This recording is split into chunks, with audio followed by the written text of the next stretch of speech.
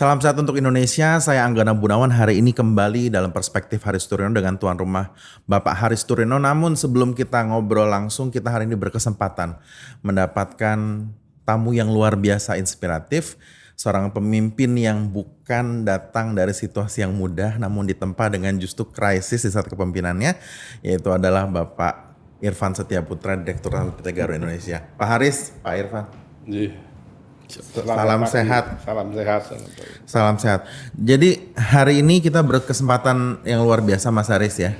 Ini konco Mas ta? Atau gimana gini?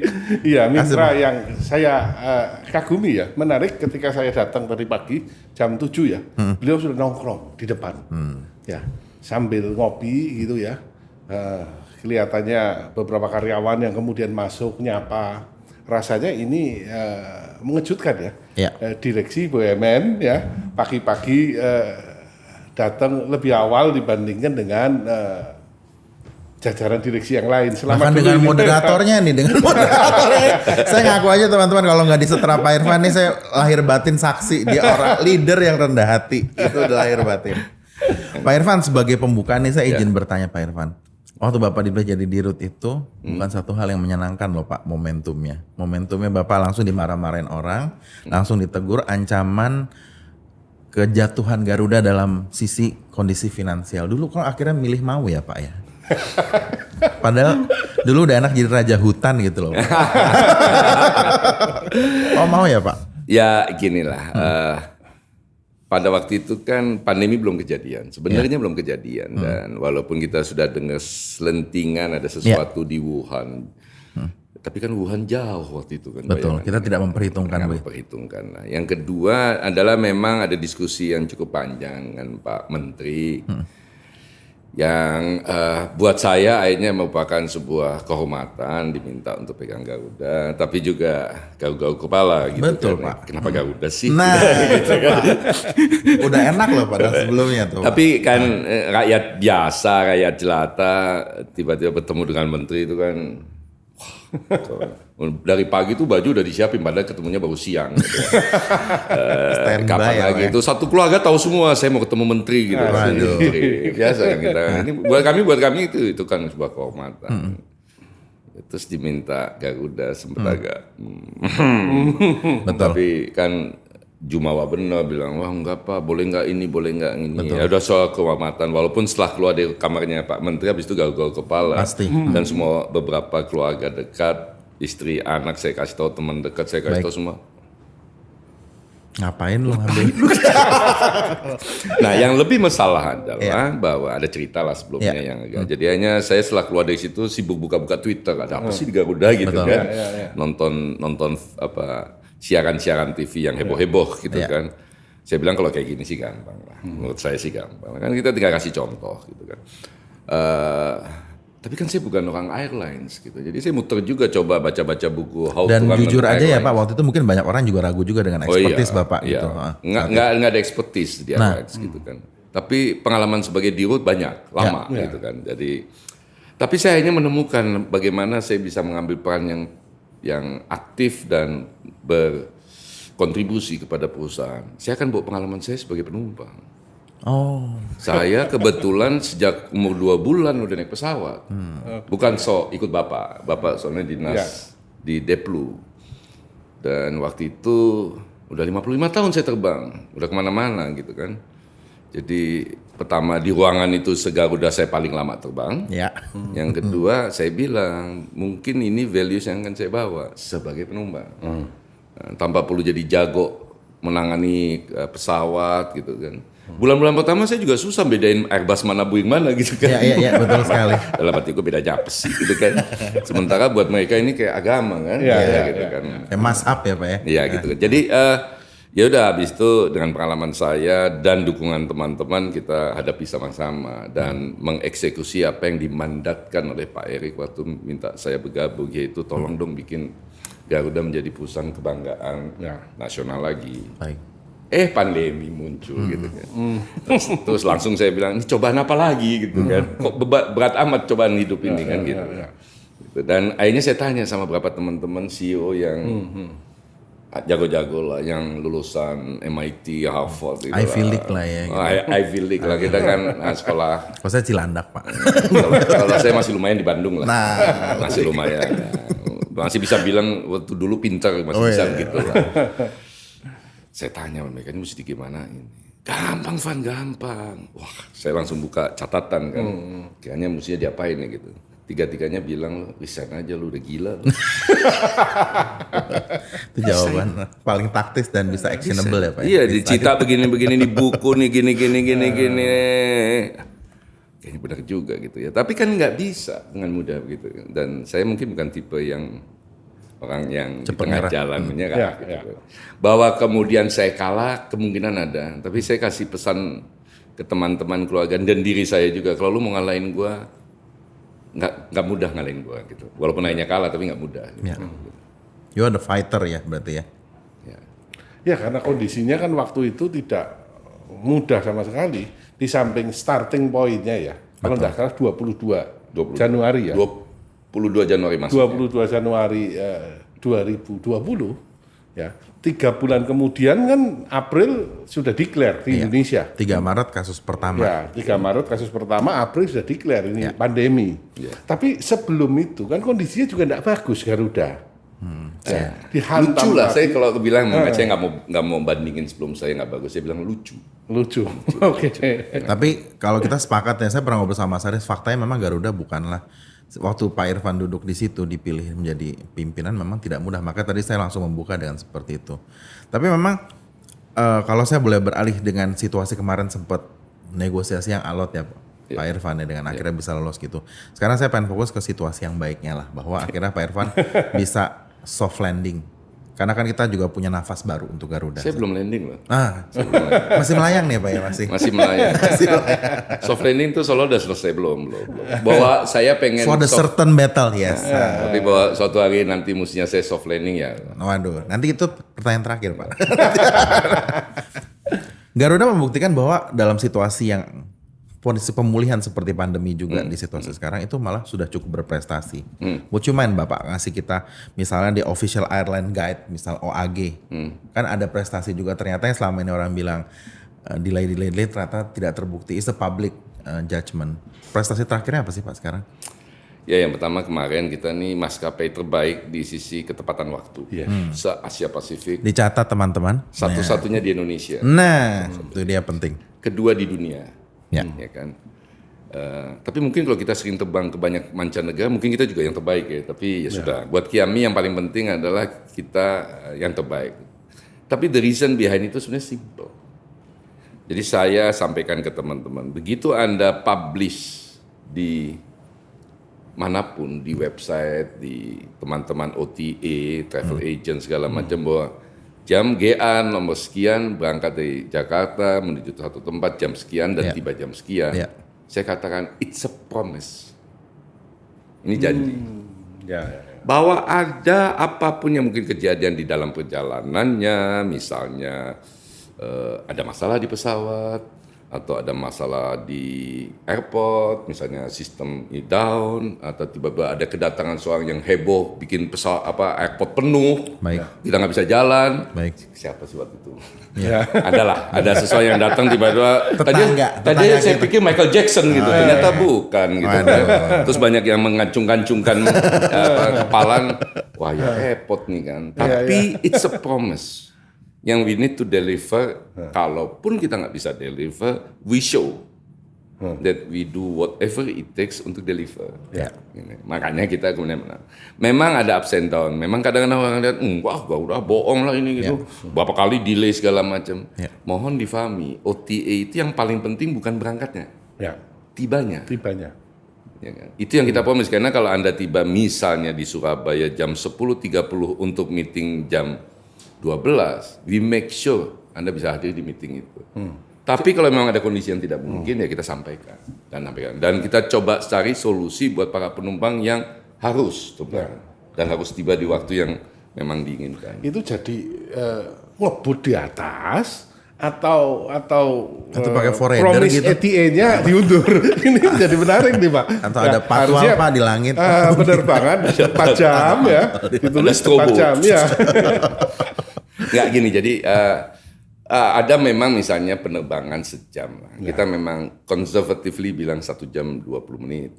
Conservatively. Bukan karena kita mau delay, tapi saya berapa kali terbang, saya berapa kali kesempatan berada di dalam kokpit. Memang ada banyak kejadian-kejadian yang para pilot yang jago-jago ini memutuskan untuk melakukan sesuatu yang mungkin mengakibatkan ada waktu yang lebih panjang. Tentu saja dengan koordinasi dengan teman-teman di bawah ya. Termasuk kemudian mau bikin cepat gitu. Karena semuanya di atas itu ada aturan-aturannya. Gitu kan. Tapi memang kita akan lakukan apapun dan teman-teman di seluruh jajaran udah tahu bahwa kita mesti sampai di waktu yang kita janjikan gitu. Ngebut, to be frank, saya nggak ingin katakan dia, tapi agak dicepet-cepetin dikit boleh lah. Jadi kan ada speed controlnya kita agak cepetin dikit. Tapi kalau dipercepat itu ada isu juga Pak. Contohnya misalnya ada banyak turbulence, kita makin speed kita tingkatkan, turbulence makin tinggi. Nah itu mesti dikecilkan. Manage juga. Dan segala macam. Mas Aris ada yang mau ditanyakan dulu? Ada yang menarik Pak, tadi masalah on time itu ya. Kalau dari angkanya, dari official airline guide ya, Garuda tinggi sekali nih, 96,1. Di Indonesia, ranking keduanya bukan 90 atau 80 atau 70, tapi ranking keduanya di 62,6. Sehingga ini rasanya patut diapresiasi kan? Karena selisihnya memang jauh sekali. Jadi yang dipastikan atau menjadi bagian dari our values itu adalah memang safety dan on time Pak. Ini semua orang dan ada unit khusus yang jagain itu, yang kita pastikan, kita diskusikan secara reguler dua hal tersebut.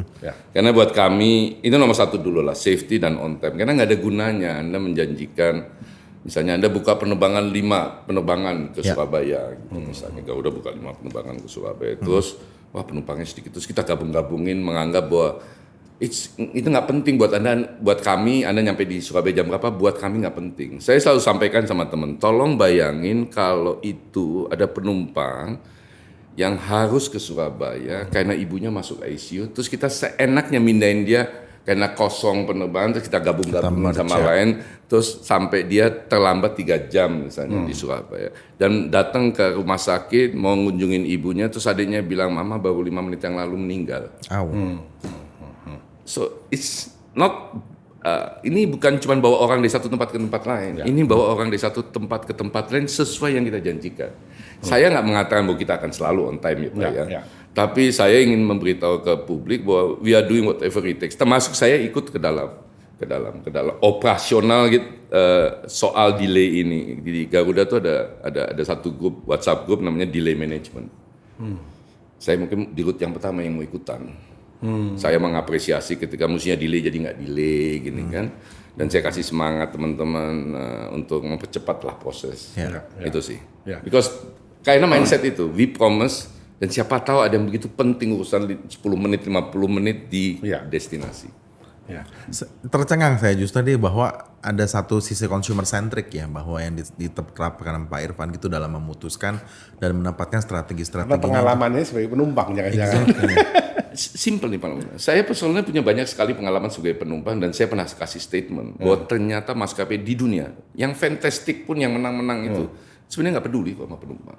Saya kasih contoh yang paling memukul buat saya. Bukan kebetulan ada yang meninggal saya nggak bisa datang, bukan. Saya janji bawa oleh-oleh perjalanan ke luar negeri sama anak saya.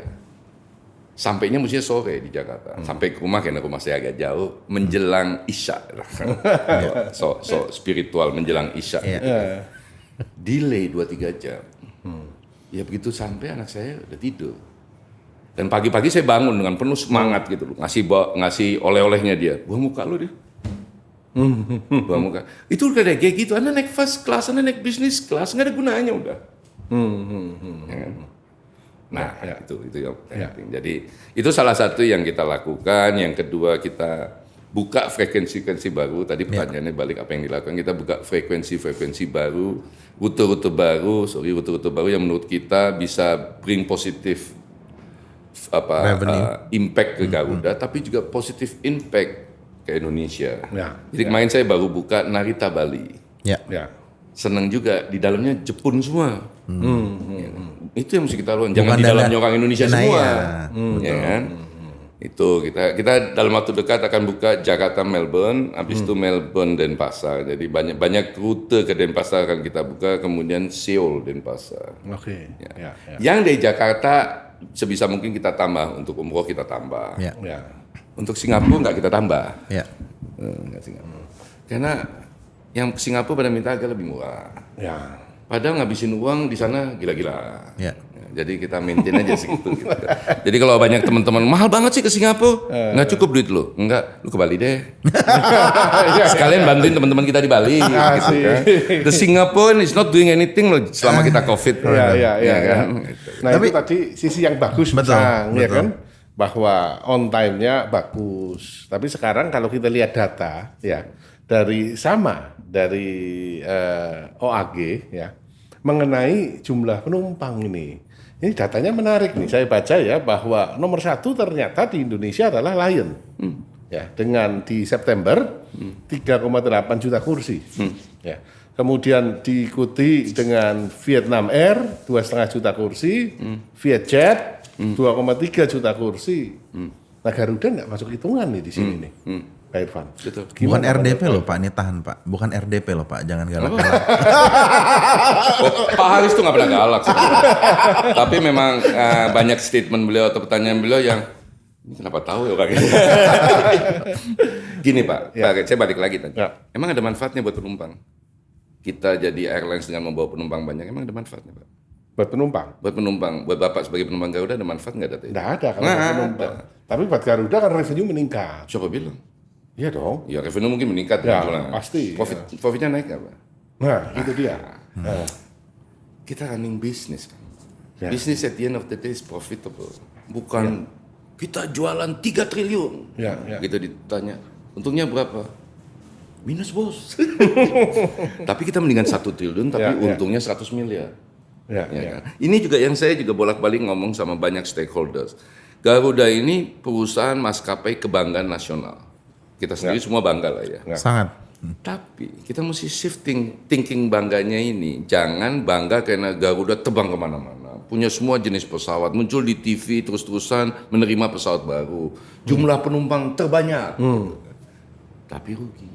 Ya. Begitu rugi kan karena kita BUMN pemiliknya pemerintah Republik Indonesia, impactnya APBN. Ya. Begitu APBN kan impactnya publik. Ya. Kan kita bayar pajak terus. Saya juga marah juga kalau bayar pajak bayar Garuda rugi. Bayar pajak bayar Garuda rugi. Nah kita mau shifting. Garuda ini sebuah perusahaan yang membanggakan karena untung. Oke. Dan tidak menjadi beban publik. Ya. Jadi Pak, saya juga terima data-data itu, nggak peduli saya Pak. Nggak peduli. Ya. Yang penting setiap kali kita terbang untung. Ya. Oke. Buat kami. Ya. Yang penting buat penumpang setiap kali terbang dia merasa dihargai. That's it. That's it. That's it. Habis itu untung.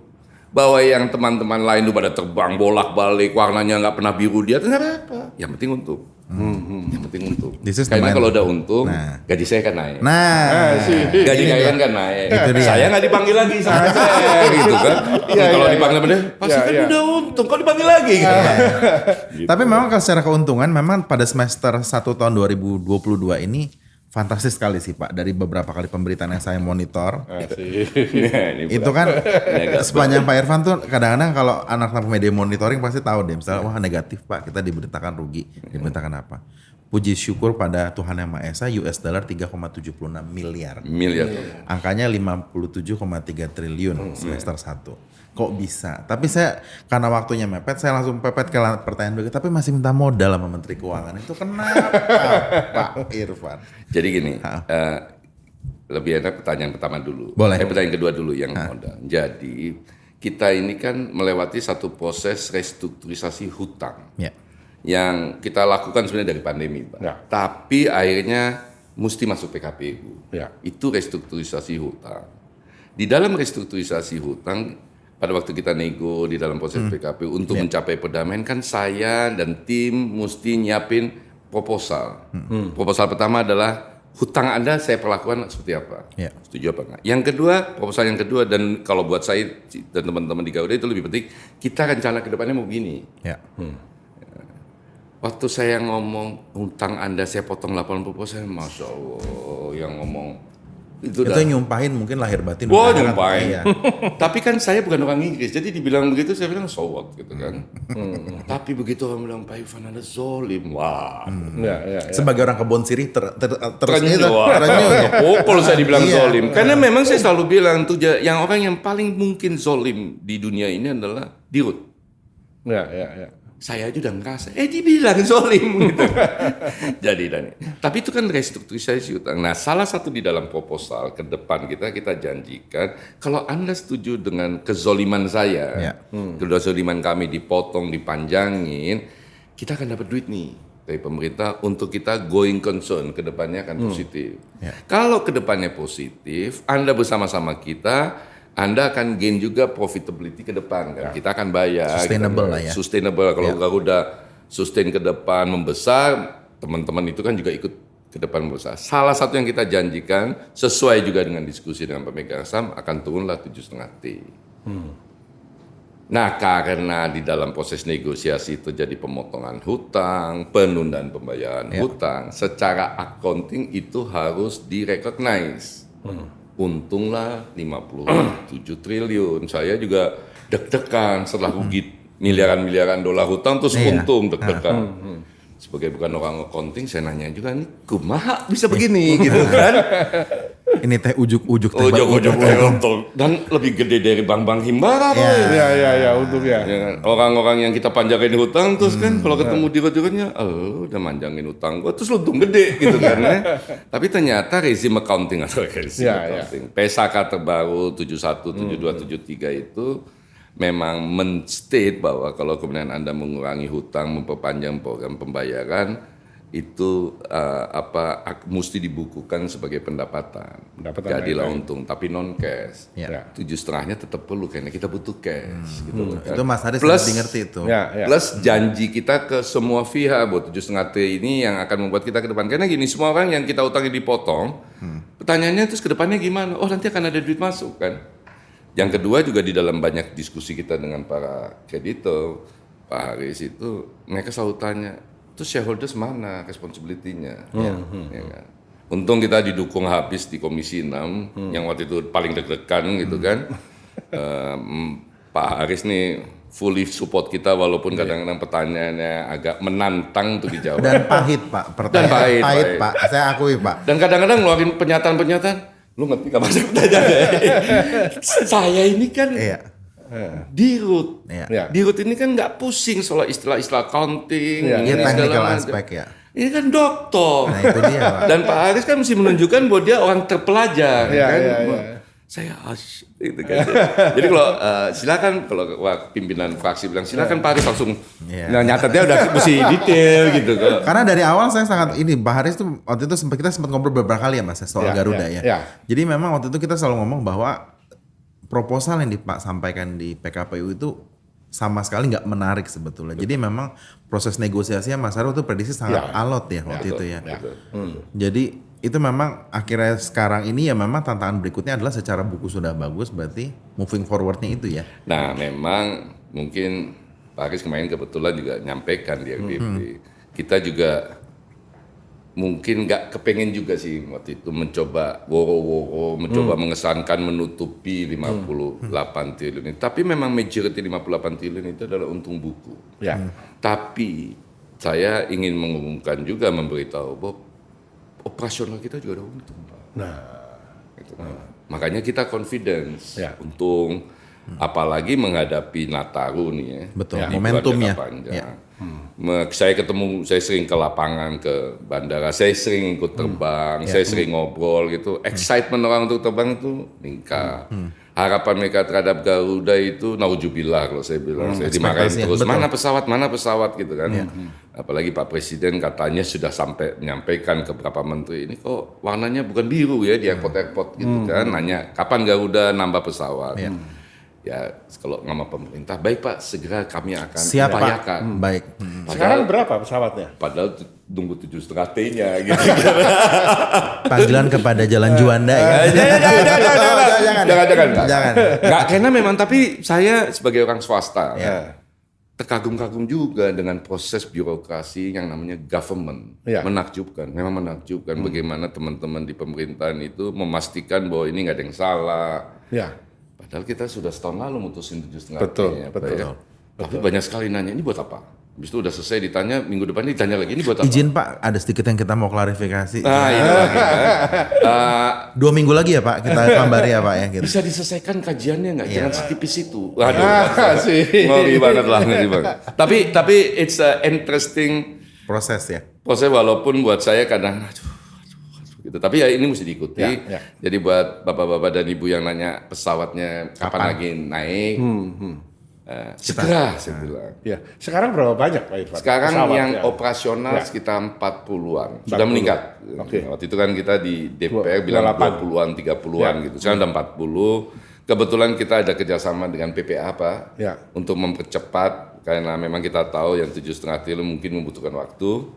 Kita berharap by akhir tahun ini sekitar 60-an. Tapi memang faktanya, ini ada satu fakta yang nggak bisa dinafikan. Salah satu yang paling berat untuk kita percepat itu perbaikan engine. Jadi anak perusahaan kita yang namanya GMF itu boleh atau tersertifikasi hanya untuk engine 737 Pak. Yang pesawat-pesawat besar itu mesti dibawa ke luar. Dan di luar rebutan slot. Rebutan karena hampir semua maskapai kan juga recovering pesawatnya mau di. Kita berharap 60 pesawat sebelum akhir tahun. Dan di tahun depan 68-an lah. We are going to be smaller than before. But efficient and profitable. Yang penting profitable. Mas Haris, melihat Pak Irfan sangat saya bisa bilang selain pragmatis bahwa dia tidak menutupi juga keadaannya tidak mudah. Tetapi di satu sisi dia berusaha juga untuk moving forward gitu. Kalau saya boleh tanya sama Mas Haris, penilaianmu sendiri Pak Irfan gimana? Soalnya sebetulnya catatan dari dulu dia pedes sekali Pak Irfan. Saya bisa bilang bahwa kritik dia untuk Garuda tuh memang beda ya. Karena Garuda itu bukan sekedar hanya BUMN unit saja, tetapi itu adalah kebanggaan kita, national flight carrier kita. Pak Haris apa ulasan? Ya memang begini, tadi Pak Irfan kan melaporkan ya bahwa semester 1 ya terjadi satu keuntungan 57,6 triliun. Ini angka yang gede sekali. Untuk BUMN ini angka yang besar sekali. Karena total seluruh BUMN saja dividen ya itu hanya 45T dalam 1 tahun. Ini 1 semester seolah-olah itu raport menteri ya, segitu itu raport menteri, ini raport dirut 50 loh. Nah, tetapi harus disadari bahwa ini adalah hanya keuntungan pencatatan buku saja. Ya, yang secara akuntansi memang harus dicatatkan, pendapatan lain-lainnya meningkat. Akibatnya profitnya di bawahnya kan meningkat. Nah meningkat ini di rugi laba. Nanti waktu di neraca dampaknya adalah utangnya turun, ya, equity-nya naik kan, masuk ke retained earning. Sehingga ini tidak gampang untuk mendapatkan 81% haircut. Ya, enggak gampang, sama sekali tidak gampang. Apalagi saya yakin ya, segala macam perjanjian yang sudah ditandatangani oleh Garuda pada periode sebelumnya, kan kunciannya sudah matang sekali, tidak bisa bergerak begini. Betul. Tapi memang buat para lessor ya, kita bicara lessor, buat mereka juga sebenarnya nggak ada pilihan. Saya pernah nanya Pak Irfan di RDP, apa yang terjadi kalau kemudian tidak tercapai nih, homologasi tidak tercapai. Ya, mereka paling dapat hanya 0, sekian persen dari aset yang mereka miliki, sehingga para lessor tidak punya pilihan sebenarnya. Tetapi untuk mencapai ke titik itu, Mas Ang, ini perjuangan yang luar biasa sekali dari Pak Irfan. Nah, kalau kita ya dan teman-teman terutama ya juga dukungan dari Wamen 2 ya, yang benar-benar mengawal proses ini dari awal ya. Dampaknya termasuk juga aspek jangan sampai ada dampak hukumnya. Karena kalau di swasta kan yang namanya kerugian itu ya kerugian sebagai satu kerugian bisnis kan. Kalau di BUMN kan nggak bisa. Kerugian adalah kerugian negara. Ya, kalau disuruh cari untung pakainya undang-undang PT, Ya, tapi ketika kerugian pakainya undang-undang tentang korupsi. Tipikor, iya. Tipikor. Sehingga gampang ini harus diapresiasi. Mas A kalau lihat ya, tadi diangkat jadi dirut 22 Januari 2020. Ya. Sebelumnya Garuda sudah bermasalah. 2017 sudah rugi. Tepatnya sangat bermasalah, Mas. Ya. Kayaknya, betul. Bagaimana satu airline bisa untung? Ya, kalau sewa pesawatnya, ini menurut data yang disampaikan Wamen, ya 4 kali lipat dibandingkan dengan world class airline, 6 kali lipat dibandingkan dengan SQ. Nah kalau sewa pesawatnya semahal itu, how can they make profit? Ya. Nggak bisa. Ya, operasional cost monthly itu sekitar 150 juta US dollar kan? US dollar. Ya. Waktu saya ngajar di GMF, ya, saya lihat ada 7 atau 8 pesawat Garuda yang saya tidak tahu jenisnya apa. Itu parkir di sana. Saya nanya, ini kok parkir, apakah pesawat ini rusak? Oh enggak Pak, enggak rusak. Terus, ya kita tidak operasikan. Loh kok bisa? Kalau dioperasikan, saya nggak tahu benar. Ya, kalau dioperasikan ruginya 1,5 miliar. Makin rugi. Ya, 3 Fortuner katanya. Kalau diam, ruginya 1 Fortuner sehari katanya. Ini kan aneh sekali. Betul, Ya. nggak masuk akal rasanya. Jadi kondisi perusahaannya ketika Pak Irfan masuk, ya memang tidak dalam kondisi yang prima. Bermasalah besar. Ya. Dan begitu masuk, diantem oleh Pandemi. Ya pendapatannya kalau saya amati datanya dari 240-an juta, ya anjlok ke 40-60 juta. Ya pasti berdarah-darah lah. Ya, kelunting. Untung saja dirutnya tidak kentir, tidak gila. Ya ngadepin situasi yang seperti ini. Ini rasanya harus diapresiasi. Nah, apresiasi itu kan rapotnya hijau atau merah, Mas? Nah ini ini saya dia. minta statement clear-nya deh, Mas. Kalau menurut saya rapotnya bagus. Ya, nah ketika kemarin kemudian mengumumkan ada keuntungan akuntansi lah ya, 57 triliun. Sebagian orang juga sinis. Ya. Oh, itu kan yang ngerti sinis. Ya. Ya. Ngomong itu kan cuma keuntungan akuntansi saja, enggak ada duitnya. Ini yang ngerti. Yang enggak ngerti ngomongnya manipulasi apa lagi? Sudah untung segitu, masih minta duit lagi dari government. Ya kan? Yang enggak ngerti. Nah, makanya menurut saya Pak Irfan bukan cuma keuntungan akuntansinya, tapi dari sisi operasionalnya juga harus dikomunikasikan dengan baik kan. Data menunjukkan tuh, penumpang naik 11,9%, revenue naik 26%, dan cost turun 11,71%. Iya, jadi gini Pak Haris. Ini juga buat saya deg-degan dan suka sesak napas gitu. Ini kenapa company ini seksi bener sih, dia berita apa aja gitu kan. Jadi akhirnya hidup baik aja pun nggak tenang ya. Ya, tapi akhirnya gini, mungkin juga menarik untuk selalu diberitakan Garuda. Jadi kami dengan teman-teman di Humas, di Corporate Secretary, kita bilang udah dah, kita ajak berteman. Mudah-mudahan perlahan-lahan bukan cuman ini menarik diberitakan, tetapi ada tone positif yang dikedepankan. Ya. Nggak berarti menutupi yang negatif gitu, tapi lebih banyak gitu. Karena kalau kemudian diputar-putar ini juga, saya juga kaget-kaget benar satu hari tiba-tiba di YouTube ada koleksi mobil di road. Ya. Yang memang di rumah saya ada beberapa mobil gitu, tapi kalau koleksi mobil itu harga 300-an disebut mewah, agak malu juga sama yang jual mobil kan saya kan gitu kan. Ya saya senang aja, bukan kemudian yang hebot-hebot, dan memang saya pernah posting di Instagram saya kumpulan Mercy saya gitu kan. Tapi diecast.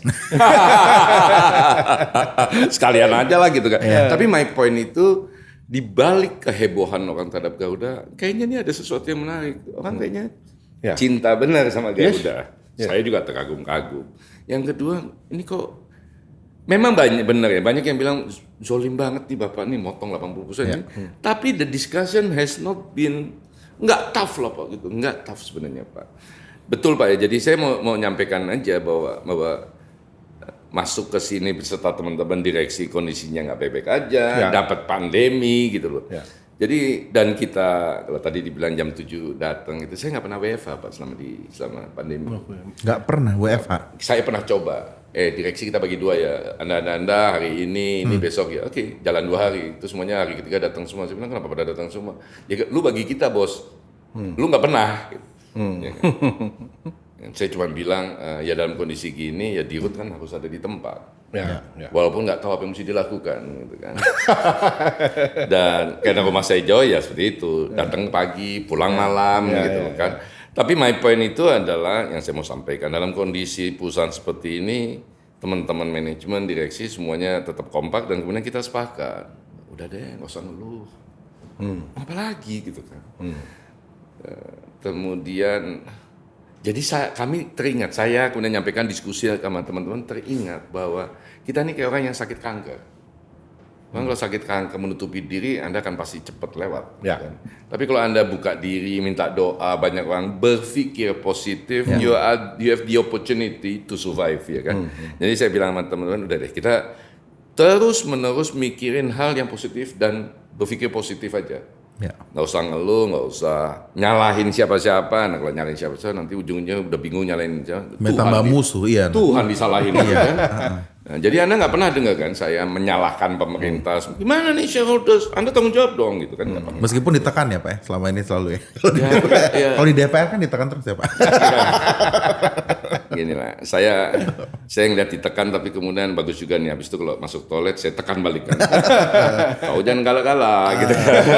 Tapi aja jadi teman juga dan impresif lah dukungan teman-teman Komisi 6, terutama beberapa teman-teman termasuk Pak Haris yang terus-menerus kasih jalan keluar dan kita sempat genting juga pada waktu itu PKP disetujuin nggak? Mereka bilang oke kita support Pak Ivan, gitu. Jadi melihat teman-teman Komisi 6 menunjukkan support ke kita ya tentu saja publik dengan cepat bisa support. Dan yang ketiga setelah nggak ngeluh, jangan nyalain siapa, ceria aja. Jadi saya cerita aja beberapa case ya. Kayak waktu kita maskerin pesawat kita. Saya juga geleng-geleng kepala teman-teman yang ngusir. Apa sih lu? Gimik-gimik apa lagi? Ngapain sih lu bikin resek semua orang gitu kan. Tapi kedua kali, ketiga kali itu saya tanya, kalau ngechat di mana? Di GMF. Berapa biayanya? Sekian juta Pak. Tambahin aja kerjaan utang lagi kan. Tapi saya terkaget-kaget begitu itu muncul Pak.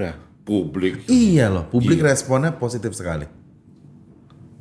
Awak kabin sama pilot itu rebutan mau terbang pesawat itu. Saya bilang kan lu kan nggak bisa lihat masker itu kan. Iya kan di luar. Kan di luar gitu kan. Tapi nggak tahu ngotot gitu punya kebanggaan. Terus pernah terbang ke Jepang. Ditunggu sama aviation geek tuh fotografer gitu kan. Ada yang salah nih. Tapi kita ini juga jadi semangat akhirnya karena satu disambut begitu kita bikin lomba sama anak muda. Nah, rebutan juga jadi kita beberapa kali lah bikin itu dan kemudian habis itu wah, saya kan pedagang, ini duitin aja, ini tawarin lah sama beberapa perusahaan, mau nggak logo Anda di balik masker itu? Mau, bayar duit. Ya. Saya bilang 6 bulan, tapi sampai sekarang belum saya lepas gitu. Nah, dengan sikap positif itu dan kita terbuka, ini pada waktu PKPU Lesor itu semua juga datang sama saya, Pak, strategi negosiasi kita sudahlah. Kalau Anda bilang strategi negosiasi itu artinya Anda mau ngadalin kan? Udahlah, terus terang aja lah. Jadi ya setiap kali kita ketemu sama orang, saya presentasi town hall ke seluruh kreditur, semua Bank Himbara, pernyataan pertama saya adalah saya minta maaf bahwa kita harus sampai pada satu titik di mana kita harus bicara bagaimana memperlakukan hutang. Ternyata itu game changer. Karena di banyak airlines yang ngutang, yang ini segala macam, banyak yang marah-marah. Yang kedua, saya minta sama direksi, kita hadir. Jangan lari, jangan menggunakan konsultan sama lawyer itu sebagai tameng kita. Jadi di PKPU saya datang terus, sampai majelis hakimnya, Pak Dirut nggak perlu datang. Enggak, saya mesti datang. Karena biasanya nggak ada yang datang. Biasanya yang ngutangkan saya, bukan lawyer, kan yang ngutangkan saya. Kan.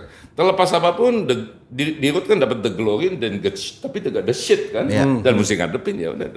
Walaupun banyak teman-teman security coba jagain sambil jalan, hati-hati Pak, ada mungkin yang melempar telur busuk gitu.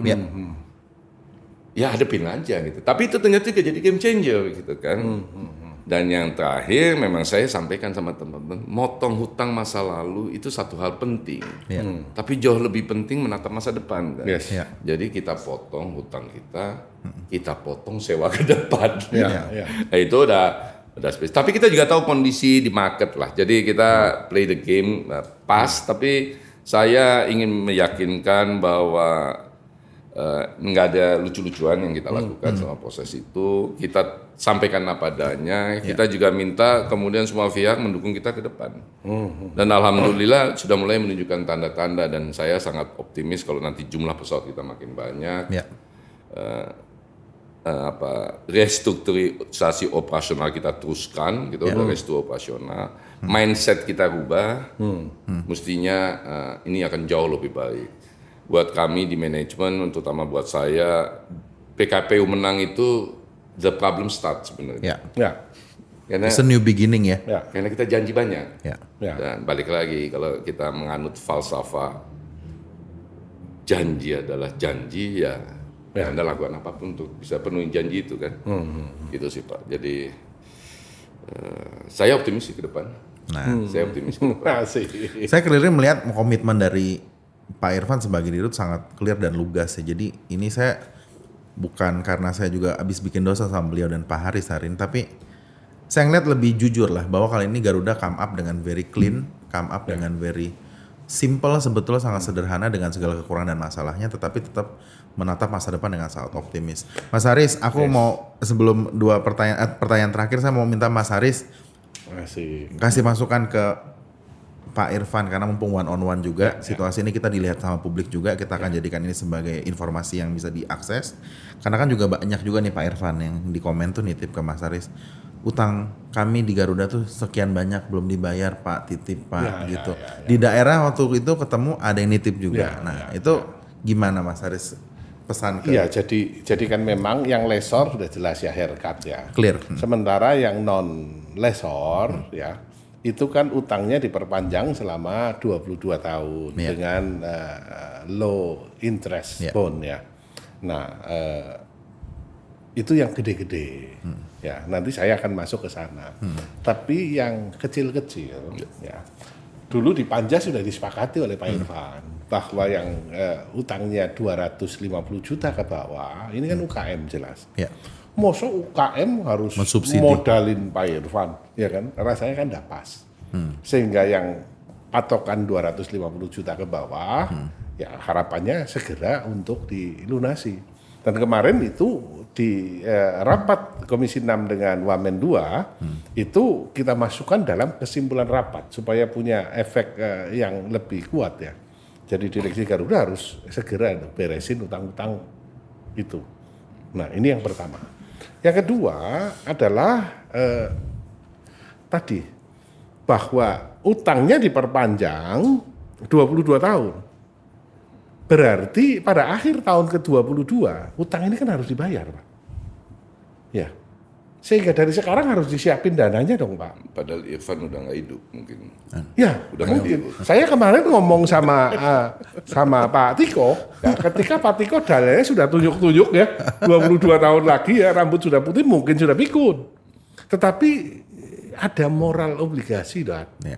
Jangan cuma diperpanjang sampai 22 tahun dan kemudian nanti 22 tahun jeblok lagi orang Tegal bilangnya, Pak. Nggak dibayar lagi. Ini kan tidak benar, sehingga menurut saya duit ini apa sinking fund atau whatever the name, ya ini harus sudah disiapkan, ya, dan ditaruh di instrumen investasi yang prudent untuk mulai nyicil lah sampai ke 22 tahun mendatang. Jangan sampai ini tidak disiapin di akhir, ya tidak dibayar lagi, ya kan? Rasanya itu Pak Irfan. Setuju. Jadi gini Pak, memang yang kita janjikan kepada UMKM yang nilai hutang sama kita 255 sebenarnya lebih tepatnya Pak, itu akan kita bayar cash. Memang rencananya adalah bahwa pembayaran itu kita lakukan setelah semua persoalan teknis administratif selesai, which is akhir tahun ini. Tapi RDP kemarin memberikan message yang very clear. untuk dipercepat deh, nggak usah nunggu. Kita sudah diskusi offline dengan teman-teman direksi, kelihatannya nggak ada masalah untuk mulai dibayarkan. Saya tahu persis lah buat banyak orang 250 juta itu kecil, tapi buat banyak orang lainnya itu hidup dan mati. Jadi kita insya Allah akan percepat, kita akan cari regularisasi untuk itu, Pak ya. Jadi don't worry, dan sebenarnya itu kan saudara-saudara kita juga. Ya. Untuk hutang yang jangka panjang memang komitmen moral nggak cukup, Pak. Gitu kan. Jadi mesti di-create sinking fund. Tapi cerita soal sinking fund juga kan nggak ada artinya kalau perusahaan ini secara operasional negatif. Betul. Jadi let's get back to the fundamental. Ini mesti dipastikan dulu positif. Yes. Kemudian ini mesti menyelesaikan persoalan-persoalan yang kita janjikan di homologasi. Ya. Tetapi benar, saya nggak mau hari ini ditepok tangani, 22 tahun lagi anak cucu saya dimaki-maki. Ya. Bapak lu tuh, ya kan, Engkong lu padahal tuh. saya udah mati, gitu kan? Misalnya 22 tahun lagi gitu. Atau minimal udah nggak dirut lah, udah gila Pak. Tetap jadi dirut gitu kan ya. Jadi saya juga sampaikan secara filosofis kepada teman-teman di Garuda. Saya juga pernah nyampaikan ke Pak Tiko. Jadi kalau nanti saya diganti ada dirut yang semena-mena membuat perusahaan ini kemudian mesti ngadepin PKPU lagi satu hari, gue datang bos, gue tonjok dia. Itu kan mesti ngerasain 3 tahun painful hidup saya. Yes. Yes, true. Jadi nggak boleh lagi itu kejadian. Oleh sebab itu sinking fund sudah mulai kita isi, Pak. Oke. Sudah mulai kita isi. Sebagai orang yang nggak pernah punya duit sebelumnya, utang gede, ada duit itu tergoda juga kan saya, tergoda juga gitu.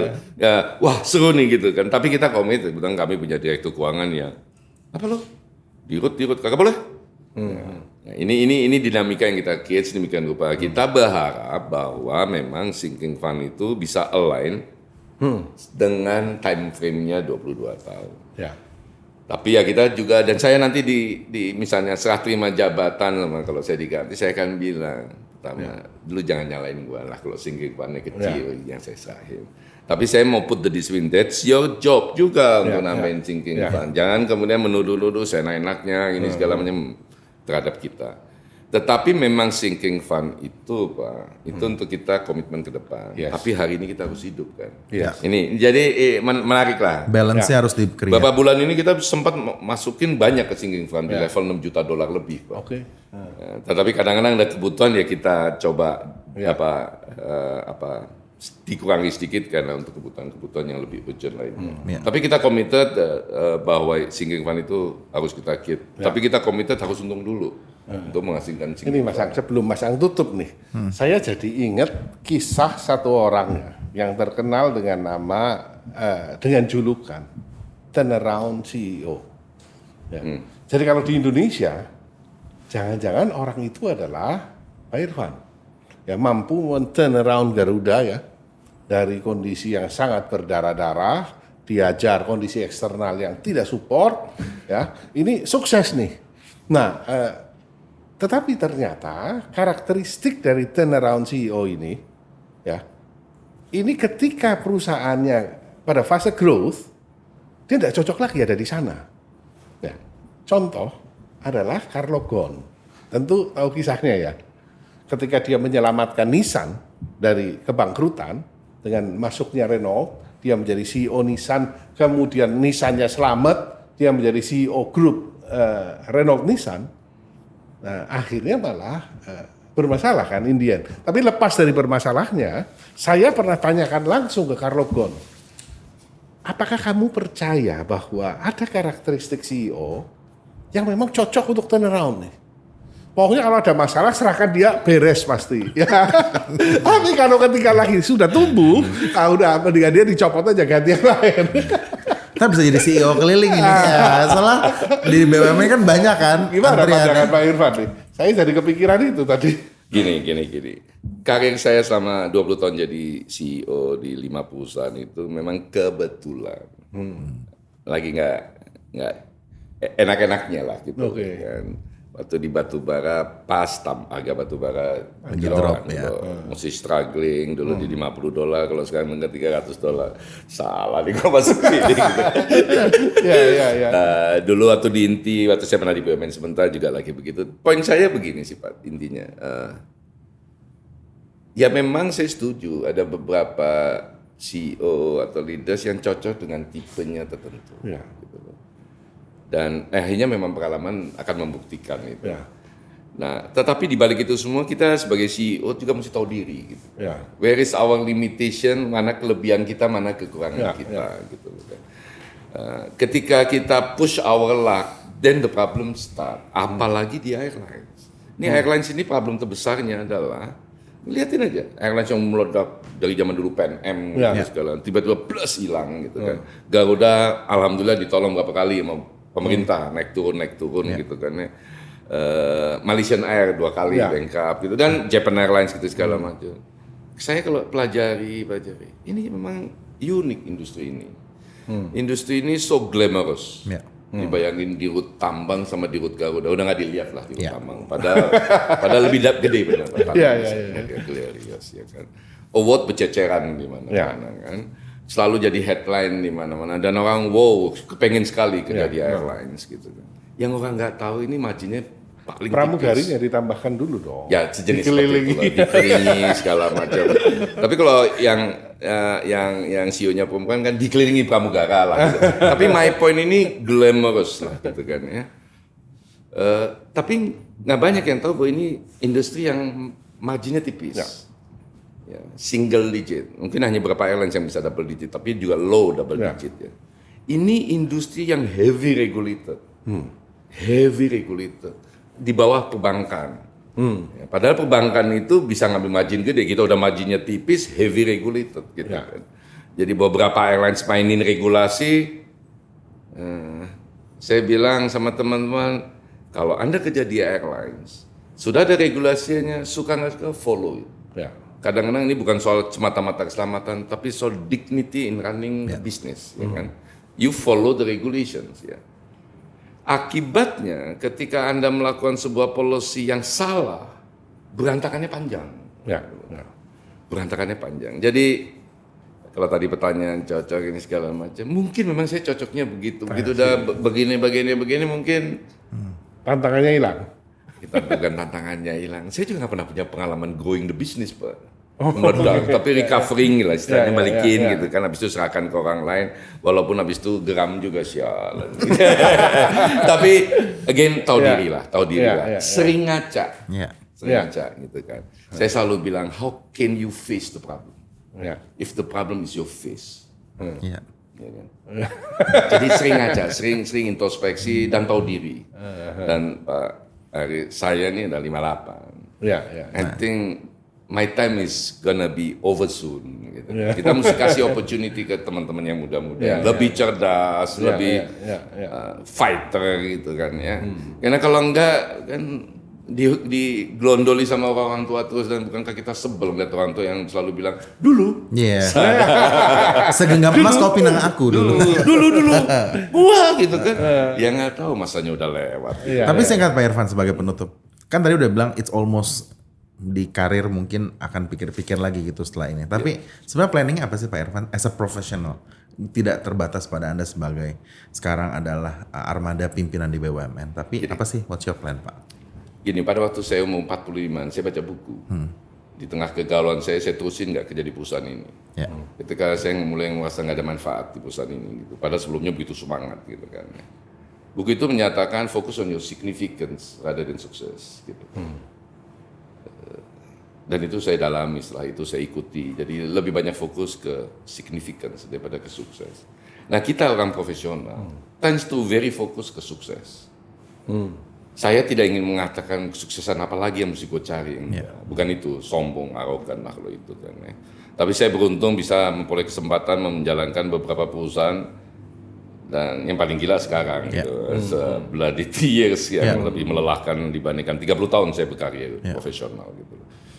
So saya pikir mungkin ke depannya saya akan lebih makin fokuskan diri ke significance dan mesti memberi ruang yang lebih luas kepada anak-anak muda di Garuda maupun di luar untuk bergabung dan menjadikan perusahaan ini fantastic. Tugas saya adalah memastikan the fundamental is there supaya kejadian ini nggak berulang lagi. Nah, supaya ini perusahaan yang nggak jadi beban terus menerus. Bahwa siapapun CEO mau melakukan ini itu hak Anda. Dan kalau saya berada di sekitaran mereka, saya akan ngomong waktu dulu. Dan tadinya jadi orang yang seperti Anda sekarang jadi nyebelin. Dan bukankah banyak orang tua, apalagi orang tua yang kemudian dikasih tahu main Instagram. Wah, ngeri. Orang tua main Instagram. Ada panggung baru. Ngeri banget. Apalagi banyak teman ngeri banget. Tahu Garuda sedikit-sedikit ngeri banget. Ya kan? Kita mesti tahu diri, kita mesti punya inilah dan enakan di rumah sama cucu, ya kan. Lakukan sesuatu yang nggak pernah Anda bisa lakukan selama Anda jadi dirut. Tidur siang. Nah. Walaupun kalau saya ngomong sama banyak orang, gue pengen sekali deh, begitu azan langsung mau sholat. Ambil wudhu langsung. Tapi saya yakin kok banyak hal menarik yang bisa terjadi dan saya lakukan begitu misalnya selesai. Tapi ini bukan statement peleteran mengharapkan secepatnya atau mengharapkan selama-lamanya di sini. Nah, time will come lah. Karena pada akhirnya juga kan pasti itu sebuah amanah yang mungkin ada juga. Ada end date-nya juga. Oh, pasti ada. Dan ngeri kalau di road tuh nggak ada end date. Naik pesawat, dipegang tas mana-mana. Nggak kalau di terminal Anda tadi naik Garuda kapan? Bulan lalu. Masuk gate 5 kan? Terminal 3 kan? Anda belok kiri kan? Saya tuh nggak pernah belok kiri. Langsung kanan. Saya bilang, gua check-in dulu dong. Udah Pak, boarding pass. Saya bilang, lu gimana sih bisa ngeluarin boarding pass, kunyuknya belum lihat? Ya Bapak kan direktur. Ya udahlah, saya bilang sesekali boleh lah, tapi jangan nanti lama-lama lupa saya. Kalau udah nggak dirut kan saya ke kanan terus begitu sampai sana di depan satpam boarding passnya mana? Masya Allah gak ada boarding pass. Terus lihat ke kanan, kadang kiri kok gak ada ngikutin gitu kan. Ternyata bom buka semuanya gitu kan. Pak Irfan, Pak Haris, hari ini saya bersyukur saya justru dapat double lecture dari orang yang sangat luar biasa. Pak Irfan, Pak Haris, bahwa hari ini teman-teman kita bisa menyaksikan sendiri bahwa banyak satu konsensus yang bisa dihadirkan ketika stakeholders ini bisa memberikan satu masukan yang dua arah, konstruktif dan juga terukur. Pak Haris di sisi mewakili masyarakat di DPR, Pak Irfan sebagai mandat juga sebagai eksekutif di BUMN yang punya tugasnya dua, melayani publik dan menciptakan nilai tambah buat negara ini. Itu satu keseimbangan yang sebetulnya hari ini dipertontonkan Pak Haris dan Pak Irfan dalam diskusi ini, bahwa tidak selamanya menyenangkan. Jadi anggota DPR pun kadang-kadang juga harus memberikan masukan yang konstruktif yang hari ini disampaikan. Jadi dirut juga gak selamanya enak karena ternyata ketika dipilih masalah di depan mata dan gak selesai-selesai selama 3 tahun. So, it's a wonderful session. Saya hari ini mengupas Pak Irfan sebagai orang yang sangat-sangat jujur, saya bisa katakan. Dan saya percaya Garuda berada di tangan yang tepat ketika sekarang sedang menyusun fundamentalnya. Pak Irfan, hopefully semuanya menjadi baik.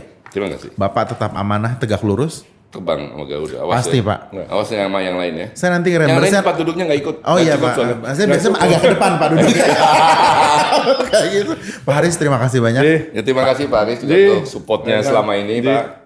Kita pamit teman-teman semua bersama Pak Haris dan Pak Irfan. Semoga kita bertemu dalam sesi berikutnya. Terima kasih untuk Corporate Secretary PT Garuda Indonesia Tbk yang sudah membantu terlaksana session ini. Sehat selalu untuk kita semua. Sampai jumpa di episode berikutnya. Terima kasih. Assalamualaikum warahmatullahi wabarakatuh.